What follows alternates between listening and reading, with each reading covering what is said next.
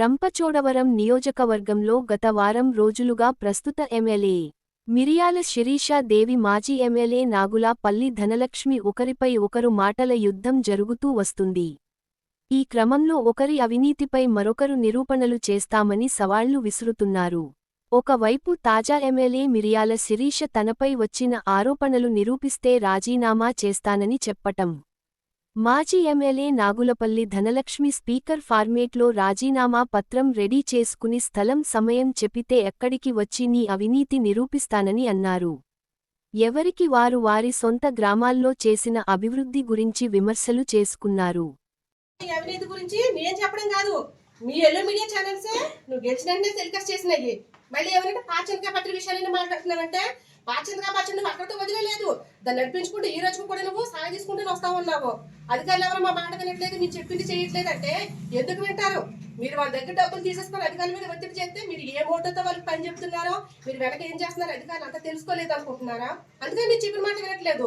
మీరు కన్స్ట్రక్టివ్ గా ఉండి మీరు జనం కోసం జెన్యున్ గా పని చెప్పండి. అధికారులు ఎందుకు చేయాలని నిలదీయండి. అంతే తప్ప కానీ మీరు అధికారులు పని చేయట్లేదు అని చెప్పేసి మళ్ళీ అధికారుల మీద నిందలేడు.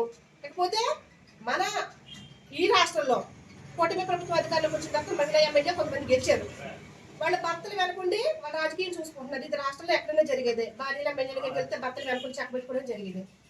మరి మొన్న ఏదైతే చంద్రబాబు నాయుడు చేసినటువంటి సర్వేలో నలుగురు అవినీతి టాప్ లో ఉన్నటువంటి ఎమ్మెల్యేని పిలిచి వార్నింగ్ ఇచ్చాడు. అందులో మీరు కూడా ఉన్నారు. అది రాష్ట్రం అంతా తెలుసు. మీకు ఎందుకు పిలిపించాడమ్మా? అవినీతిలో కూటమి పరుమ నిలబెట్టారు, మీరు చాలా బాగా అవినీతి చేస్తారని చెప్పేసి దండేసి హాకర్లను పిలిచాడా? మరి ఎందుకు మీటింగ్ అయిన తర్వాత మీ ఆయన మానేశాడు? ప్రతి ఎమ్మెల్యే భర్తలు వెనక చక్కబెట్టుకుంటున్నారు కదా. మరి గతంలో తిరిగి అది ఎందుకు తిరగట్లేదు? అంటే అక్కడ ఏం జరిగింది, ఏ కోటింగ్ ఇచ్చారనేది మీకు తెలుసు, మాకు తెలుసు. ఇది నేను చెప్పడం కాదు, ఈ సర్వే రిపోర్ట్ చెప్తా ఉంది. నువ్వు వెళ్ళి ఒకసారి సర్వే రిపోర్ట్ తెచ్చుకొని నీ రిపోర్ట్ నువ్వు ఒకసారి చూసుకుంటే నువ్వు ఎంత కరప్షన్ చేస్తున్నావు అనేది నీకు తెలుస్తుంది. నీ కరప్షన్ మొత్తం నేను నిరూపిస్తా. నువ్వు నా ఛాలెంజ్ స్వీకరించి నువ్వు వచ్చి కూర్చో, నువ్వు స్పీకర్ ఫార్మేట్ ద్వారా నేను ఖచ్చితంగా నేను నిరూపిస్తాను. ఎందుకంటే ఇన్ని అబద్ధాలు, మా పంచాయతీ గురించి ఇన్ని అబద్ధాలు, ఇవన్నీ కూడా ఇన్ని అబద్ధాలు. నేను బోర్డు కోట్లు తెచ్చేసాను అంటావు. ఏం తెలియదు, ఏం చెప్పవు. ఖచ్చితంగా నేను చెప్తా ఉన్నాను. ఎవరో ఏదో చెప్పారని చెప్పేసి నువ్వు దానికి ఒక ఆధారం లేకుండా ఇష్టం వచ్చినట్లుగా మాట్లాడితే, నువ్వు అన్నావు కదా ఇష్టం వచ్చినట్టు మాట్లాడితే పళ్ళు రాగొట్టాలని. నువ్వు ఇష్టం వచ్చినట్టు మాట్లాడితే నేను కూడా నీకు పళ్ళు రాగొట్టగలను. కాబట్టి ఎవరైనా ఏదైనా చెప్పినప్పుడు అది నిజమో కాదో కొంచెం బుర్ర పెట్టి ఆలోచించు. పేద ట్రైన్ వేసుకొని ఎవరైతే చెప్తే అది మీడియా ముందుకు వచ్చి మాట్లాడుకో. తర్వాత చాలా సిగ్గుపడతావు. ఖచ్చితంగా నువ్వు ఏదైనా వింటే అది నిజమో కాదు చెక్ చేసుకో. ఈరోజు నాగులపల్లి తరచుగా ఏ మీటింగ్ పెట్టినా ఏ ప్రెస్ మీట్ పెట్టినా కన్స్ట్రక్టివ్ గా మాట్లాడుతుంది, ఆధారాలు చూపించి మాట్లాడుతుంది.